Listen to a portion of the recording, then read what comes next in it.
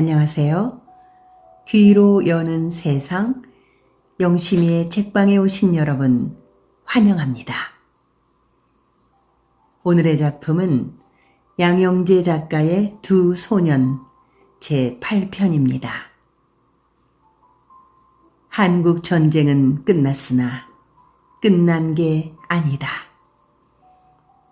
철저한 취재와 고증으로 찾아낸 비극의 진실, 그 현장으로 함께 갑니다.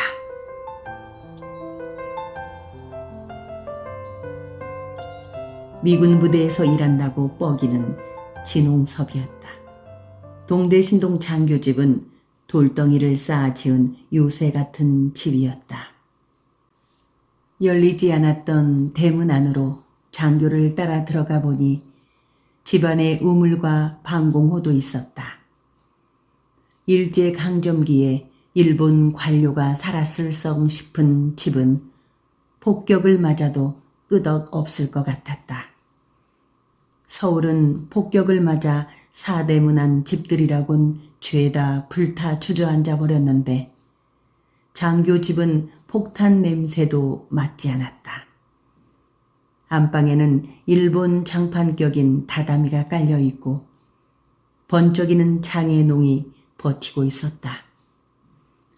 세간이 어느 것 하나 고급스럽지 않은 것이 없고 가구에 흠 하나 없었다. 서울에서 피난 내려온 고관 대작 중에는 트럭에 피아노까지 싣고 대구까지 내려온 사람도 있었다.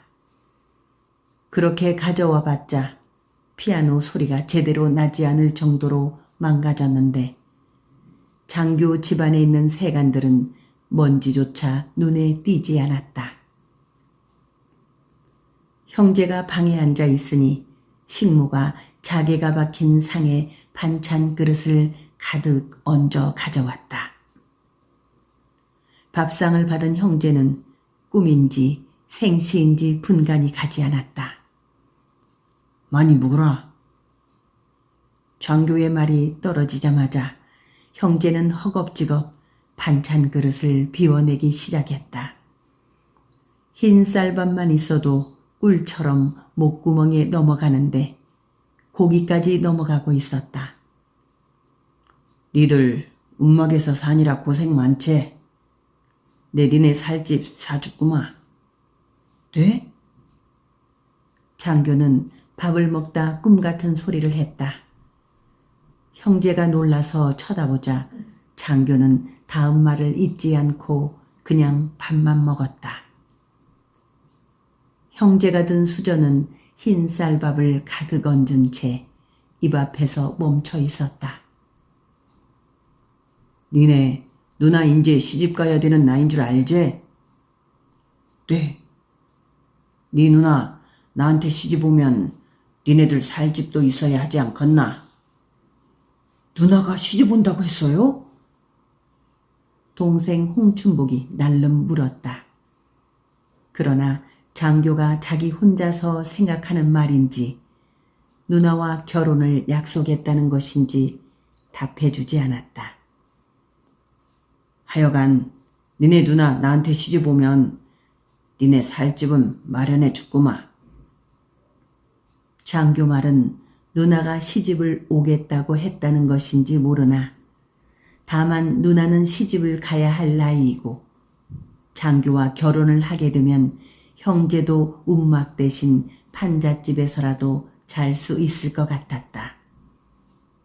형제는 장교 집을 나와 바로 서면으로 향했다. 기름진 음식을 배 터지도록 먹어서 며칠 굶어도 끄덕없을 정도였다. 남한에서는 부모도 없고 천지간에 일가 친척도 없는데 매형이 생기면 그야말로 천군 만마를 얻은 일이라 하야리아 부대로 한달음에 달려갔다. 누가 봐도 예쁘게 생긴 누나는 개천에서 미군 속옷을 방망이로 때려가면서 빨고 있었다. 쓸데없는 소리 마라. 왜 그 장교는 나를 자꾸 귀찮게 한다네. 왜? 그 장교집 엄청 잘 살아. 우리 밥 먹고 왔어. 내일 시집가면 니네들 누가 봐주나? 우리가 살 집도 사준다고 했어. 동생 말에도 누나는 이렇다 별 말 없이 방망이질만 하고 있었다. 어차피 전쟁이 끝나 서울에 가도 아무도 없었다. 전쟁으로 통일이 될지 안 될지 모를 일이라 이북 고향에 갈 수 있다는 보장도 없었다. 그럴 바에는 차라리 누나가 결혼해서 부산에서 사는 것이 나을 것 같아 형이 거들었다. 누나, 나 미군 부대 취직하기로 했어. 누가 니를 미군 부대에 취직시켜준다고 하더나? 하여간 취직할 수 있다니까. 그때서야 누나는 방망이질을 멈추고 홍춘송을 쳐다보았다. 그리곤 개울가에 엉덩이를 붙이고 앉았다. 형제가 움막으로 돌아갈 때까지 빨래 방망이질을 하지 않고 개울만 바라보고 있었다. 개울을 덮고 있던 옅은 얼음 밑으로 개울 소리가 들려오고 있고 개울둑에는 벌써 버들 강아지가 고개를 내밀고 있었다. 홍춘송은 매축지 움막으로 돌아오면서 안달이 더 나기 시작했다. 어떻게 해서든 2,000원만 있으면 미군 부대에 취직할 수 있고 그러면 누나도 부잣집에 시집을 갈 수 있었다. 움막으로 돌아가기 위해 용두산을 향해 걸어가는데 동생 홍춘복이 형 팔을 붙잡았다. 형, 이 여자애 아줌마 딸 아냐? 어떤 아줌마? 동대문 아줌마. 홍춘복이 대청동 미분화원 벽에 붙은 사진을 손가락으로 가리켰다. 예배당 고아원 사진을 전시해 놓고 있었는데 원생들이 선물 꾸러미를 가슴팍에 안고 있고 뒤로는 미 8군 민간 원조 사령부 군인들이 활짝 웃는 얼굴로 서 있었다. 고아원 나무 탁자에 앉아 미군 깡통을 맛있게 먹고 있는 사진 속 여자아이는 분명 동대문 아줌마 딸이었다.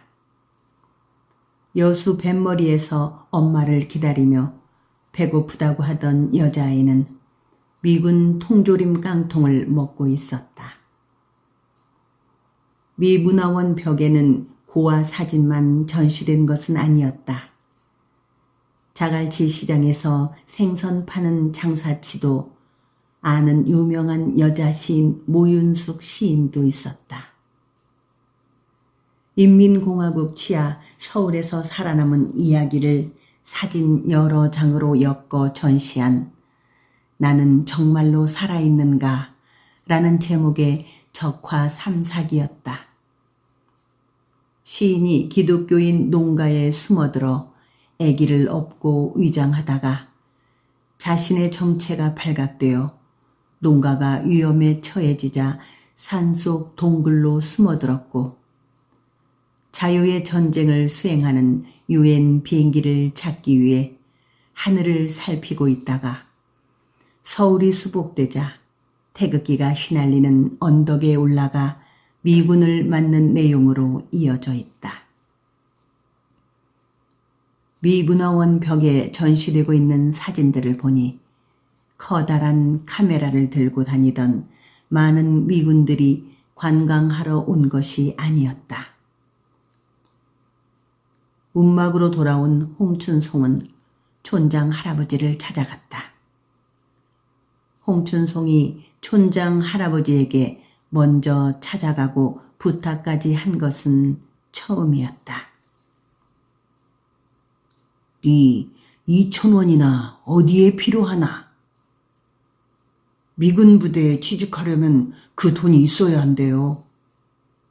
누가 그리 말하더나? 진홍섭이가요. 홍섭이 데려와 봐라. 홍춘송이 어떻게 2,000원이라는 큰 돈을 촌장 할아버지에게 빌려달라는 말을 할 용기가 났는지 모를 일이었다. 미군 부대에 취직만 하면 그 돈은 금방 갚을 수 있을 것 같아 당장 진홍섭을 촌장 할아버지에게 데려갔다. 촌장 할아버지는 홍춘송을 물리치고 진홍섭에게 한참 동안이나 꼬치꼬치 물어보았다.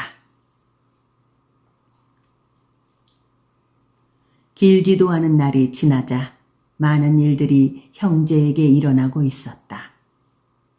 먼저 누나가 하야리아 부대 앞 학고방에서 사라졌다.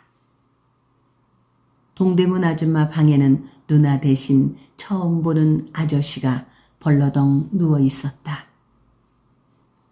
동대문 아줌마는 어떤 군인이 찾아와서 누나 보따리를 들고 갔다는 대답만 했다. 홍춘송은 더 이상 누나에 대해 묻지 않았고 미 무당원 벽에 전시된 사진에서 동대문 아줌마 딸을 발견했다는 말도 하지 않았다.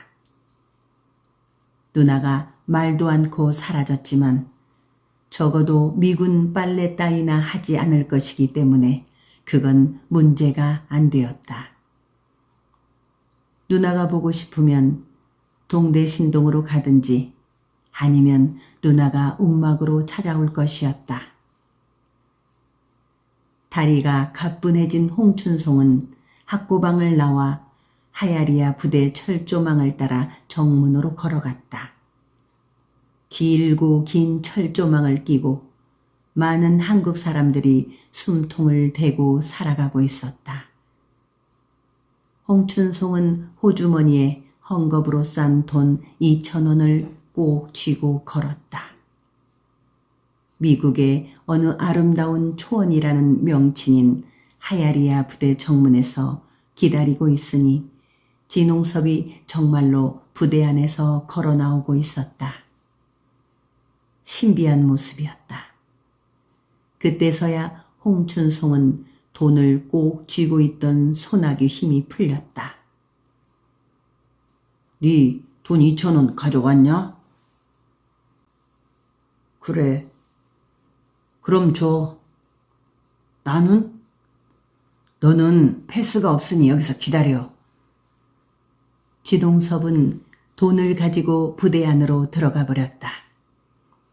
명찰을 달고 있어야 부대 안으로 들어갈 수 있는데 명찰도 없는 진홍섭이 나왔다 들어가도 경비를 서고 있는 미군은 상관하지 않았다.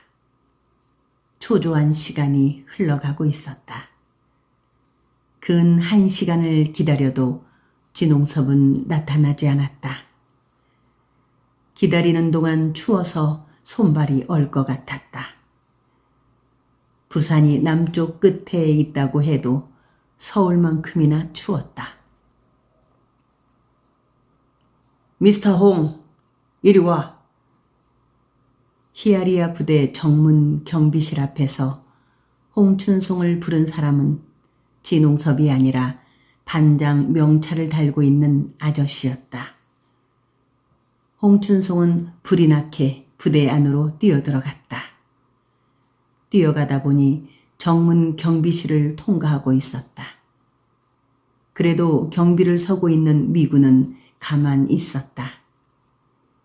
반장을 따라 미군 막사 퀸셋 여러 동을 지나는 동안 홍춘송은 몇 번이고 미스터 홍이라는 호칭을 되뇌었다.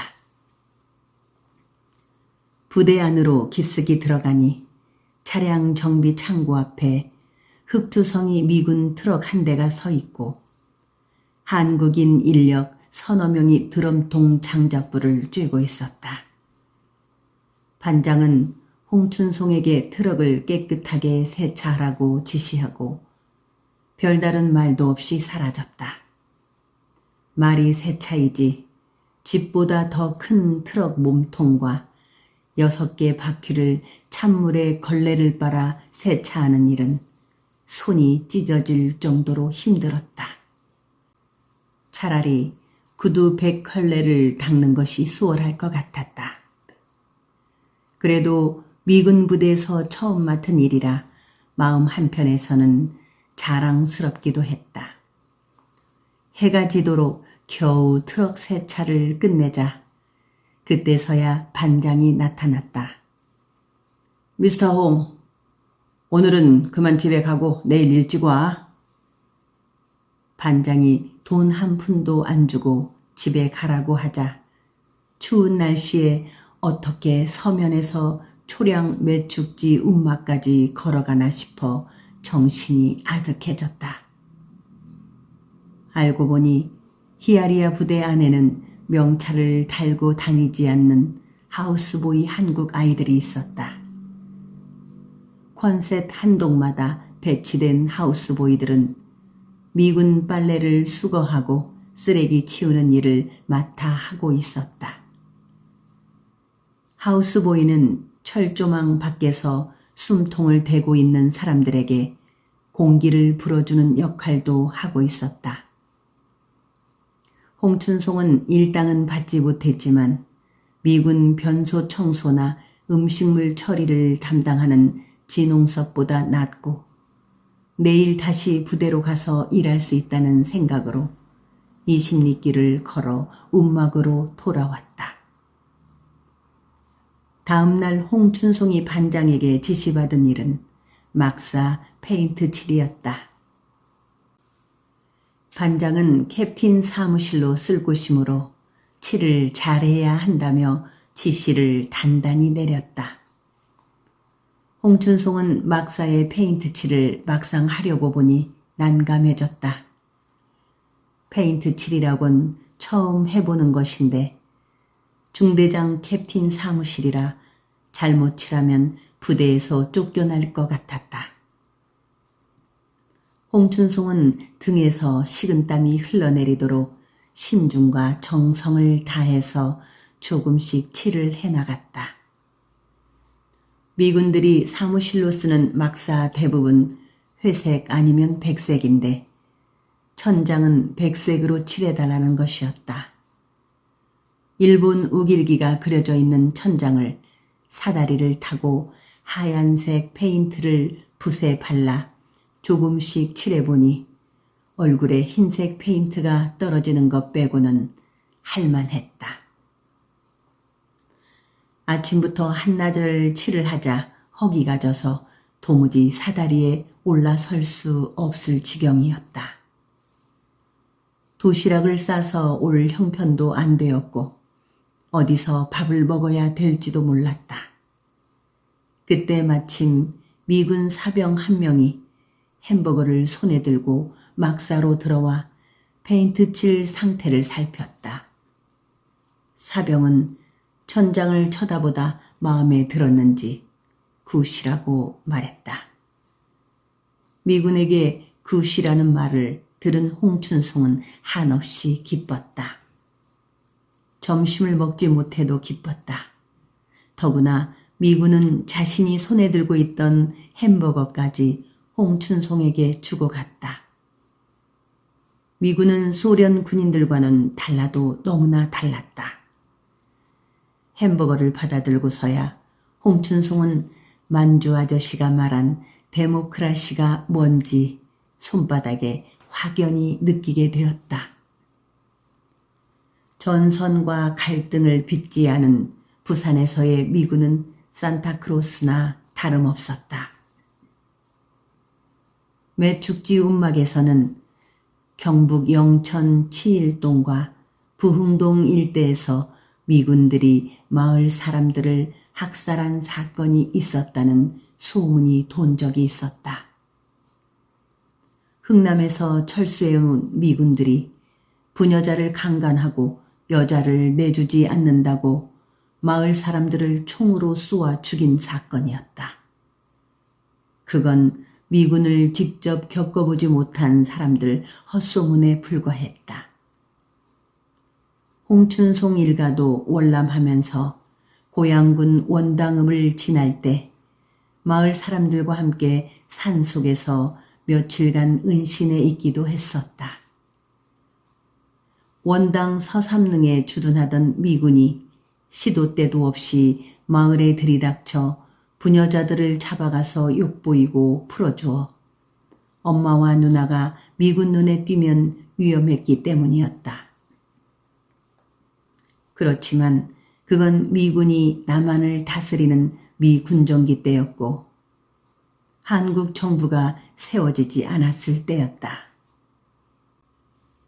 홍춘송은 미군 사병에게 받은 햄버거가 식지 않게 가슴에 품고 집으로 돌아올 때 일부러 대청동 미문화원길을 택했다.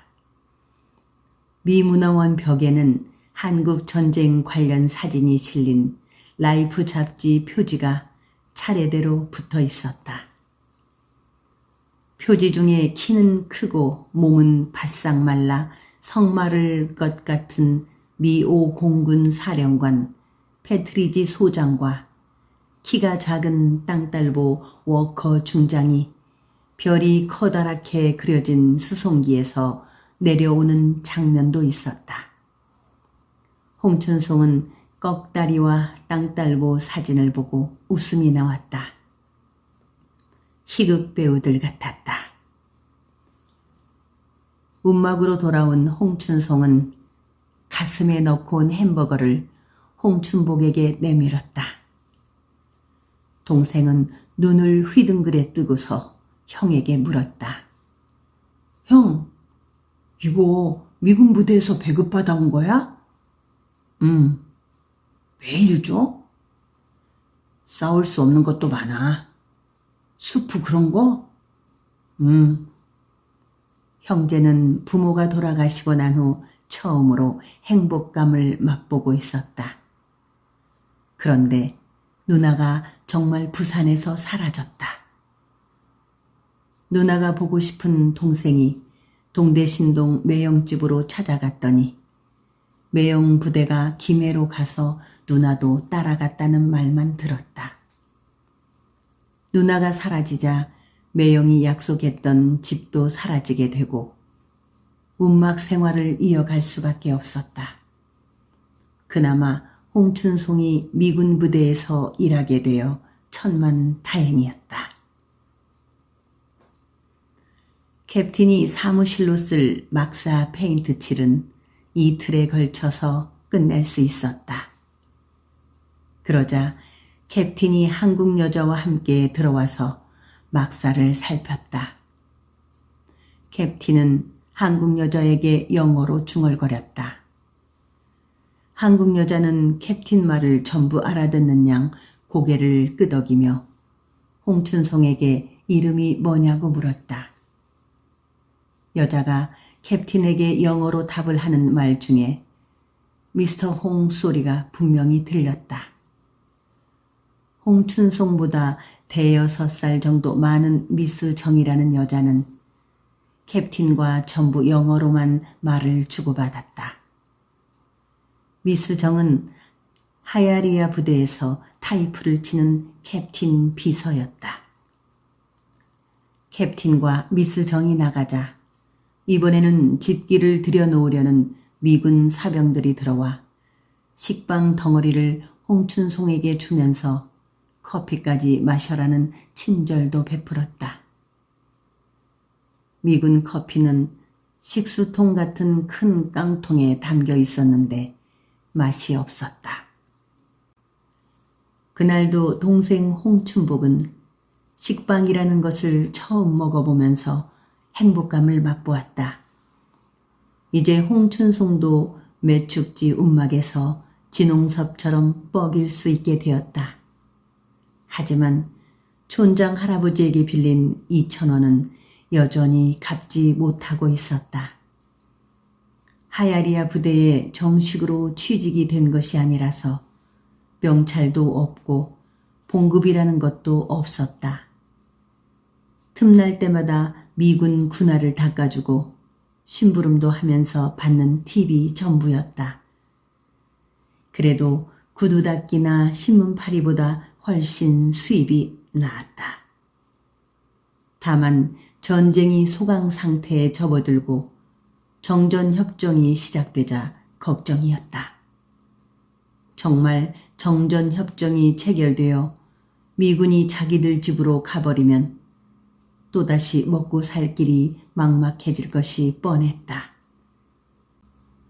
그런 걱정은 하야리아 부대 주변에서 붙어 먹고 사는 학고방 사람들 걱정이기도 했다. 전선과 거리가 먼 부산 속사정은 달랐다. 나라가 해방되어 일본이 물러가자 급격하게 침체된 부산에 생명을 불어일으킨 것은 밀려 들어오는 미군과 유엔군들 덕분이었다. 홍춘송은 가만 생각해 보았다.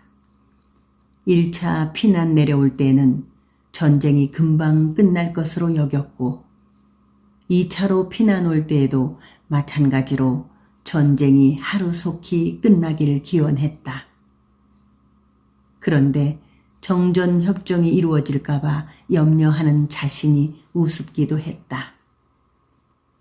우습기는 미국에 사는 사람들도 마찬가지일 것 같았다. 한국 전장에서 전투를 치르는 미군들이야 하루빨리 미국으로 돌아가고 싶겠지만 식빵이나 미군 도시락 만드는 공장들은 한국전쟁 정전협정이 달갑지 않을 것 같았다. 더구나 탱크나 비행기 만드는 공장은 아예 문을 닫을지도 모를 일이었다. 그들도 하야리아 부대 학고방 사람들처럼 정전협정이 이루어질까 봐 염려하고 있을 것 같았다. 실제로 부산에서 굴러가는 버스는 부산에 주둔하고 있는 미군 부대 때문에 바퀴를 굴릴 수 있었다. 그런 사실을 홍춘송이 알게 된 것은 자재창고에서 일하고 난 후였다. 매일같이 먼 길을 꼬박꼬박 출근하면서 시키는 일을 성실하게 잘 해내는 홍춘송을 반장이 차량 자재창고로 불렀다. 네 오늘부터 여기서 일해라. 영어 모른대요? 그건 신경 쓸 거 없고 요 도장 찍힌 전표에 써진 숫자 보고 무조건 그것만 뺏어주면 되는 기다. 홍춘송은 숫자가 한문이나 일본어로 쓰여 있다고 해도 알아먹을 수 있었다. 전표 번호에 맞는 자재만 꺼내주면 되는 일이었다. 자재 창고에는 자동차 나사부터 엔진까지 하야리아 부대에서 굴러다니는 차량 부품들이 차곡차곡 정리되어 있었다. 그날 들어오는 물품과 나간 물품을 숫자로 정리해서 자재 담당 미군에게 갖다 주면 되었다. 하야리아 부대에서 일한 지 2달 만에 고정된 일을 할 수 있게 된 것이다. 자재 창고에서 일을 하고 있으니 이번에는 미스 정이 영어로만 쓰인 명찰을 갖다 주었다. 반장처럼 하야리아 부대 정식 한국인 직원이 된 것이었다. 비로소 홍춘송은 팁이 아닌 월급이라는 것을 받게 되었다. 잔심부름이나 하면서 팁을 받는 하우스보이들과는 비교가 되지 않았고 명찰 없이 일하는 진홍섭하고는 달라도 너무 달랐다. 하야리아 부대 명찰은 만사 형통이었다. 부대 정문을 통과할 때 경비병 눈치를 살피지 않아도 되는 것은 물론이고 밥집에 들어가 외상을 트는 것도 아무 문제 없었다.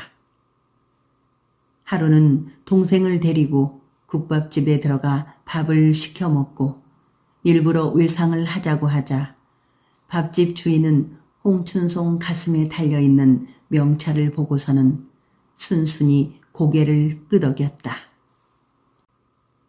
또 어느 날 퇴근길에 신문하는 경찰에게 명찰을 내밀었더니 경례까지 붙이며 통과시켜 주었다. 명찰에 써진 영어를 모르긴 홍춘송이나 경찰이나 마찬가지였다. 만주 아저씨 말이 맞은 것이다. 참고 견디면 좋은 날도 온다더니 정말이었다. 자재 창고에 일한 지 얼마 지나지 않아 이번에는 홍춘송에게 용돈이 손에 쥐어졌다. 토요일에 반장이 부르더니 1,000원이나 되는 돈을 주는 것이었다.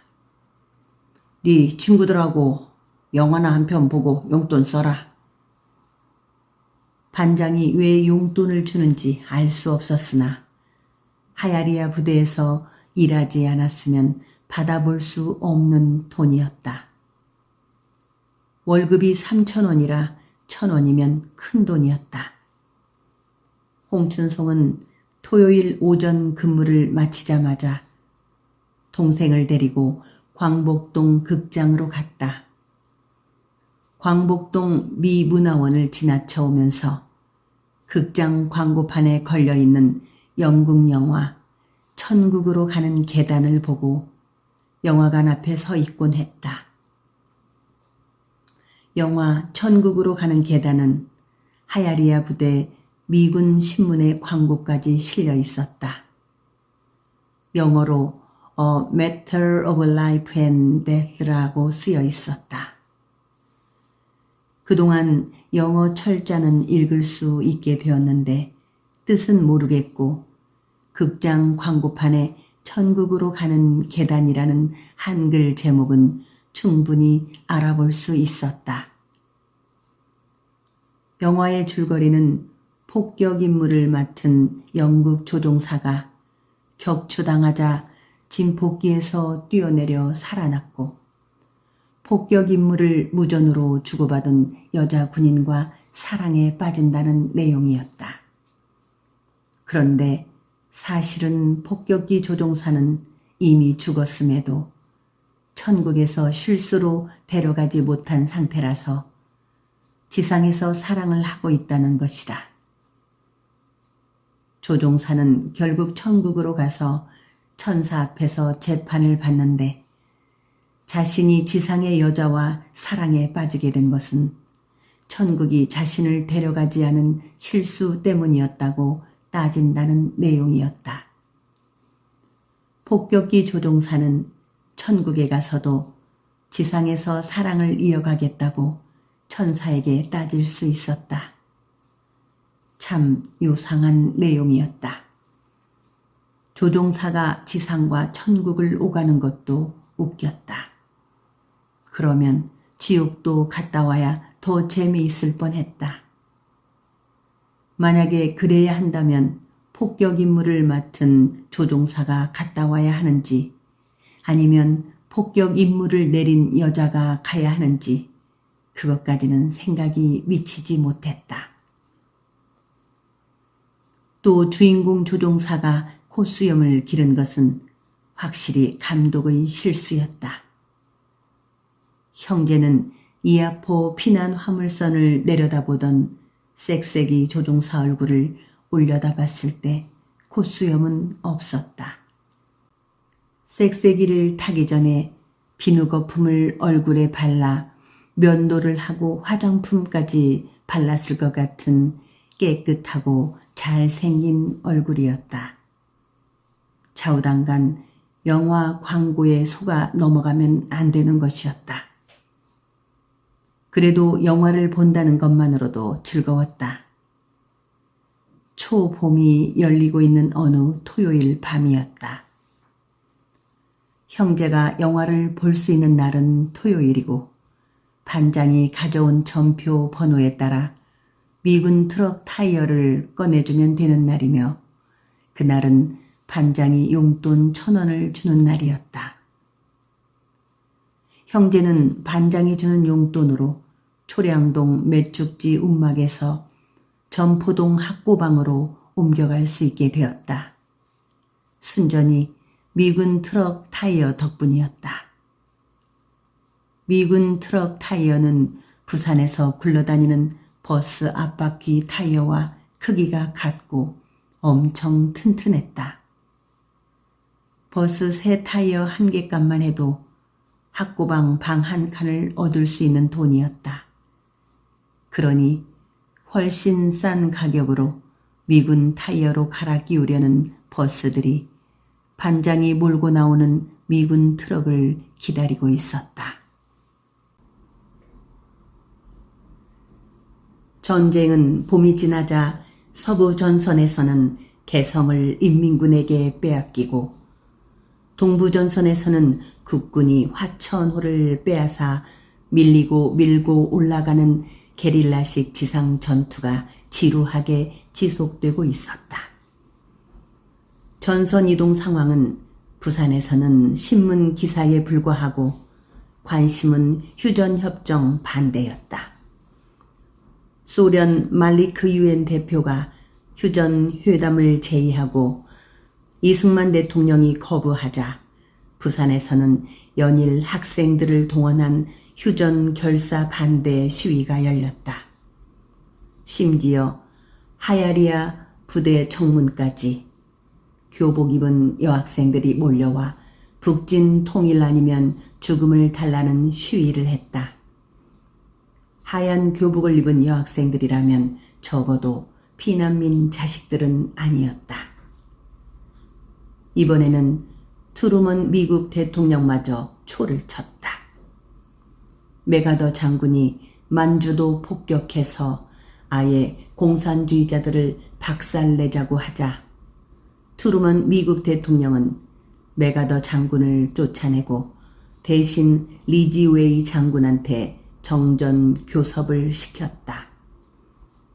트루먼 대통령은 일본의 원자 폭탄까지 떨어뜨려 박살내놓고는 한국 전쟁이 길어지자 꼬리를 내리는 것이라고 여겨서 부산에서 시위는 더 격렬해지고 있었다.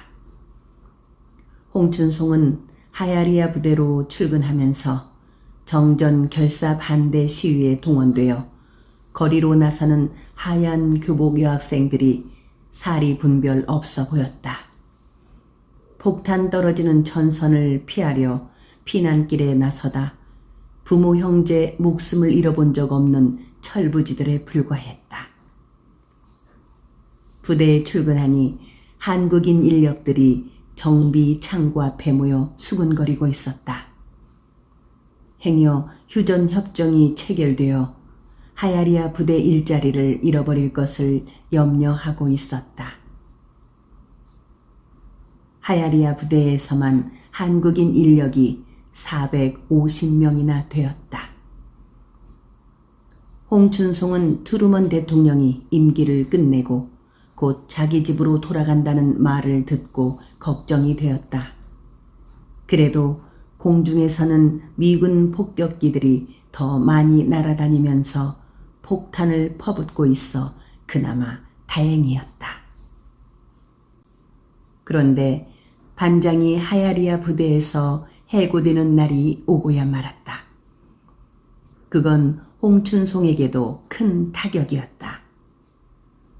어느 날 부대에 출근하여 보니 정비 창고 앞에서 어깨 늘어진 반장을 둘러싸고 한국인 인력들이 모여 있었다. 창고 벽에는 해고자 명단이 붙어 있었다. 어젯밤에 반장이 허가서를 받지도 않은 채 트럭을 몰고 부대 밖으로 나가다 야간 근무하러 부대에 들어오는 소대장 딱부리에게 딱 걸려버린 것이다. 코가 매부리처럼 생겨 딱부리라는 별명을 가진 소대장이 부대 밖으로 트럭을 몰고 나오는 반장을 세운 것이다. 반장이 미군 트럭을 몰고 나갔다 오면 헌 타이어로 갈아 끼워오고 연료통도 텅 비워서 오는 것까지도 그만 들통나고 말았다. 다른 소대장들은 반장이 문현동에 있는 한국은행에 가서 바꿔온 달러를 기다리는데 뭘 모른 신참 딱부리 소대장은 영외 허가서나 요구했으니 어리석기 짝이 없는 미군 장교였다. 미군은 한국 인력이 출근하면 배차를 받기 전에 해고 명단을 벽에다 붙였다. 그러지 않고 배차를 받아 차를 끌고 부대 밖에 나가 있는 상태에서 해고를 통보하면 차가 부대로 돌아오지 않을 수 있기 때문이었다. 그런 점에서 미군은 지혜로웠다. 결국 반장은 정문을 향해 등을 보이고 걸어 나가야 했다. 다행히 해고자 명단에 홍춘송 이름은 없어 반장의 쓸쓸한 뒷모습을 바라볼 수 있었다. 해가 또 바뀌었으나 전쟁은 끝나지 않고 있었다. 다행히 미군 부대도 철수하지 않았다. 거제도 포로 수용소에서는 미군 장군이 인민군 포로들에게 도리어 포로로 잡히는 난리가 났어도 피난 수도 부산은 제자리를 잡아 돌아갔다. 형제도 부산에 정착해 있었다. 다만 장교에게 시집간 누나에게 문제가 생기기 시작했다. 부산 시댁으로 들어와서 시집살이를 하고 있던 누나는 아들을 낳긴 했으나 아기가 몇 달 살지 못하고 죽고 말았다. 시어머니는 어거찌기 며느리가 아들이나마 낳더니 그마저도 죽게 만들었다고 구박이 심했다. 그래서 그랬는지 누나는 만날 때마다 머리가 아프다고 울었다. 몸이 고달프거나 마음이 아프면 몰라도 머리가 아프다고 하는 것은 어쩌면 밥은 얻어먹고 살 수 있기 때문이라고 형제는 생각했다. 누나, 이제 와서 못 살겠다 하면 웃잖아. 참고 살아야지. 머리에 뭉게구름이 흘러내린다. 밥 잘 먹고 와. 헛것이 보이노.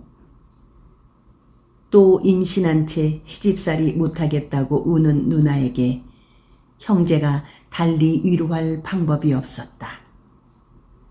하나님은 세상의 모든 딸과 함께 할 수 없어 친정엄마를 대신 보냈다는데 누나에게는 어린 남동생들밖에 없어 위로받을 수도 없었다. 신이 정해준 운명으로 받아들이고 살아야 했다. 태양은 폭탄 대신 땅에 불덩어리를 쏟아붓고 있었다. 사람들은 그늘진 곳이면 어디든 숨어들어야 할 정도로 지쳐 있었다. 질리도록 지치게 만들었던 길고 긴 전쟁도 끝났다. 1953년 7월 27일 연합군 사령관 클라크 대장이 남쪽 대표로 휴전 조인식에 나갔고 북한에서는 김일성과 중공의 팽덕회가 협정문서에 서명함으로써 더 이상 폭격도 없었다. 그래도 이승만 대통령은 혼자서 전쟁을 계속하고 있는 것 같이 북진 통일을 외쳐대고 있었다. 그래봤자 휴전선 허공에 총 한 방이라도 쏘라고 명령 내릴 권한이 이승만 대통령에게는 없었다. 전쟁이 시작되자마자 국군을 명령할 작전권을 유엔군에 홀라당 넘겨버렸기 때문에 휴전협정 조인 당사자조차 되지 못하면서 어깃장을 놓고 있었다. 전쟁이 끝나자 정부는 피난민들에게 귀향을 독촉하고 있었으나 이북에서 피난 내려온 피난민들은 갈 곳이 없었다. 그래도 어디든 자리를 옮겨 몸을 뉘어야 했다. 고향 용천 땅 문서를 가슴에 품고 피난 내려왔던 촌장 할아버지는 이북 가까운 파주로 올라갔다. 일본 징용 귀한 동포들도 기차 조차장 창고가 철거되자 어디론가 떠나야 했다. 다행히 하야리아 부대는 철거되지 않았고 미군들도 계속 주둔했다. 다만 한국인 인력 상당수가 해고를 당해 부대를 떠나야 했다. 미군들은 한국인 인력을 한꺼번에 해고하지 않고 당장 필요 없는 인력부터 조금씩 해고해 나갔다. 한번 해고가 이루어져 잠잠해지면 또 갑자기 해고자 명단을 벽에 붙이면서 인력을 줄여 나갔다. 한국인 인력들은 언제 자신의 명단이 벽에 붙을지 몰라 똥줄이 타들어갔다. 홍춘송도 똥이 나오지 않을 정도로 불안한데 미군들은 똥만 잘 싸서 변소 똥통이 넘치고 있었다. 미군도 똥통 위에 쭈그려 앉아 싸야 하고 빵과 커피를 먹어도 똥은 한국인이 싸는 똥과 매양 같았다. 여태까지 한국인 인력 누군가가 미군 똥을 퍼냈을 것인데 아마도 해고당한 게 틀림없었다. 하야리아 부대는 한국인 필수 인력을 해고하는 큰 실수를 한 것이었다. 홍춘송은 캡틴 막사가 있는 변소로 가서 똥바가지 자루를 잡고 캡틴이 나타날 때까지 기다렸다. 기다림 끝에 캡틴 유테나 스티븐이 오줌을 싸러 변소로 걸어오는 것을 보고 잽싸게 변소 안에 들어가 똥 푸는 신용을 했다. 캡틴이 오줌을 갈기면서 차량 창고에 있어야 할 홍춘송을 흘낏 보고선 나갔다. 그래도 홍춘송은 똥을 퍼냈다. 나중에 캡틴이 똥을 싸도 티는 나야 했다. 며칠이 지나자 이번에는 하야리아 부대의 미군들 일부가 짐을 싸서 미국으로 가버렸다.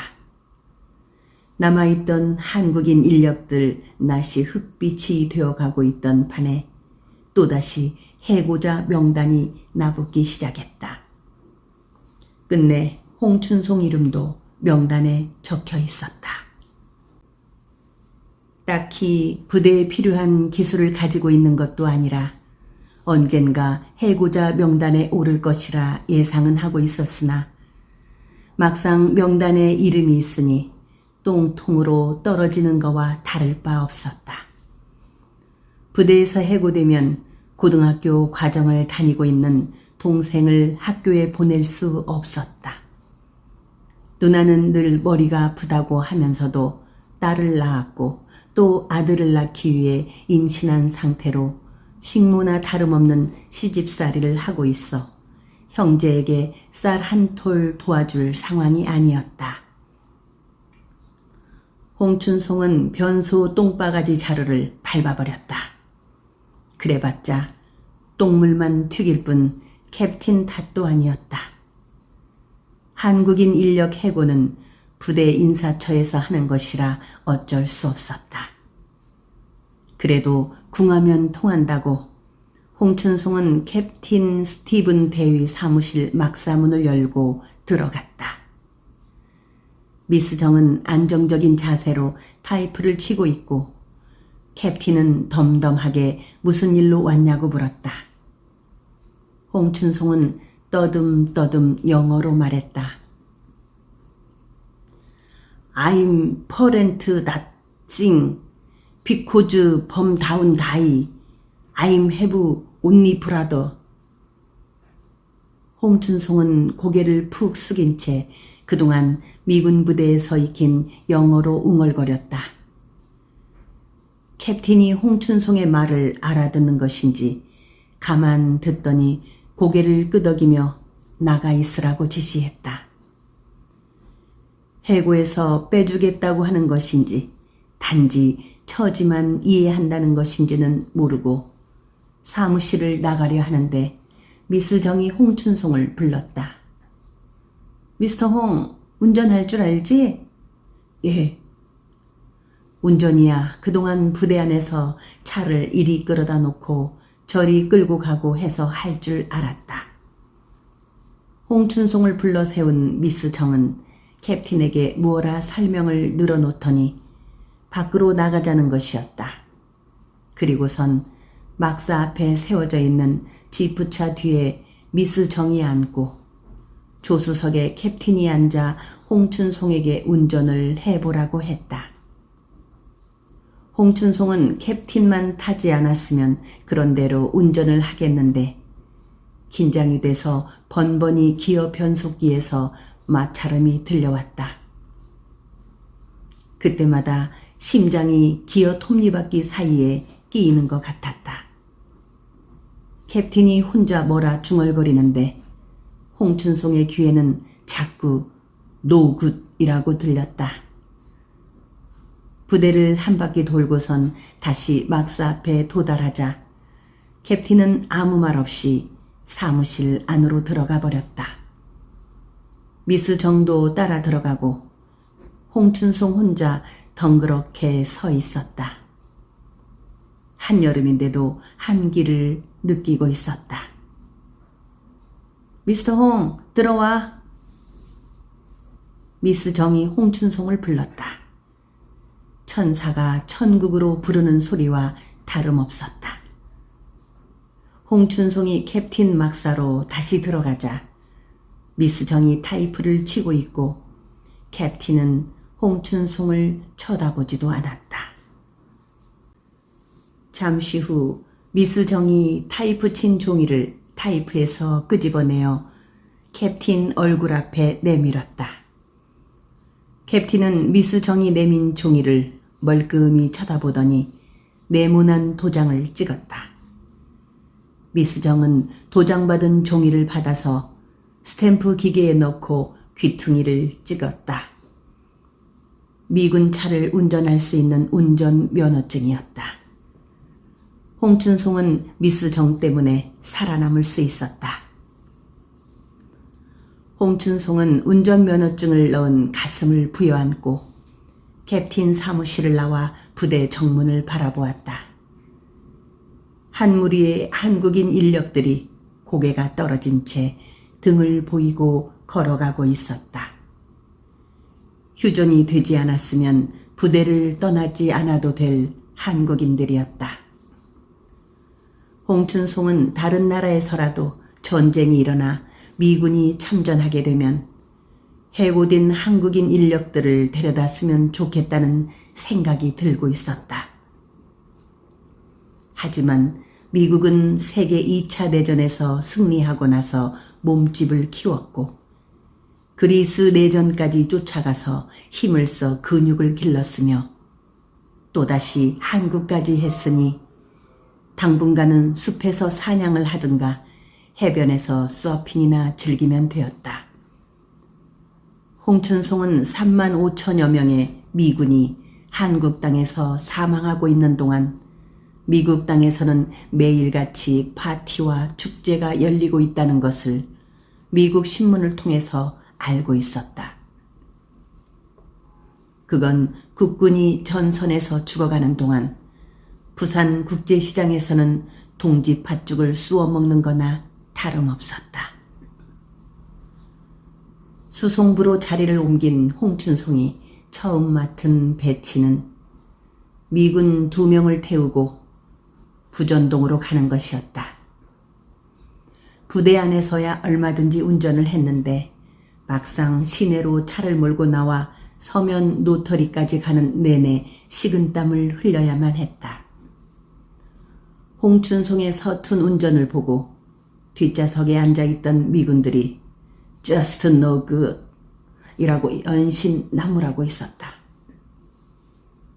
다음 날은 독일 사람을 태우고 광복동 미국 은행을 들러 서대신동에 있는 독일 병원으로 가는 운행표를 받았다. 독일 사람들은 운전 서툰 홍춘송에게 화를 내며 배가 고프니 빨리 가라고 재촉했다. 독일 사람 성미가 미군보다 훨씬 사나웠다. 간신히 서독병원이라고 불리는 독일 적십자 병원에 도착하니 독일 사람은 자기 혼자 점심을 먹으러 가버렸다.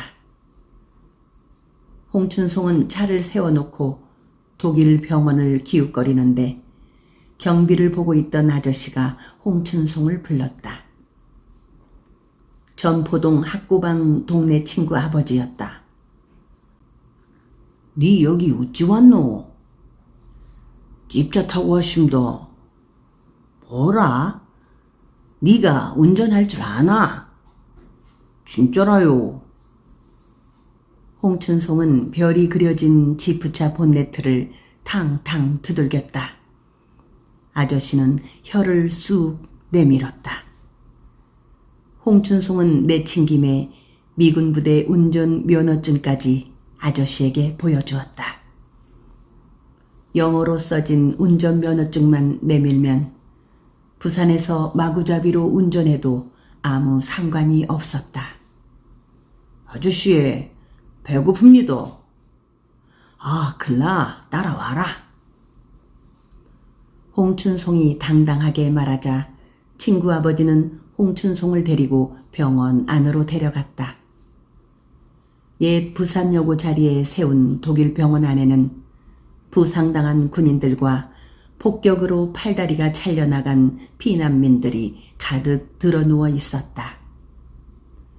독일 수간호사가 한국 간호사들을 데리고 환자들 사이를 돌아다니면서 이것저것 가르치고 있었다.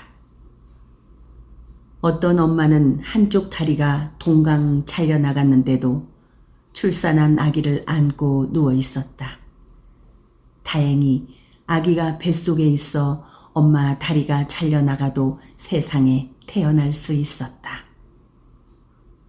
좀 늦게 태어난 것이 다행이었다. 그렇지 않았으면 피난열차 지붕에서 떨어졌거나 엄마 대신 폭탄 파편을 맞고 엄마 등에서 죽었을 수도 있었다.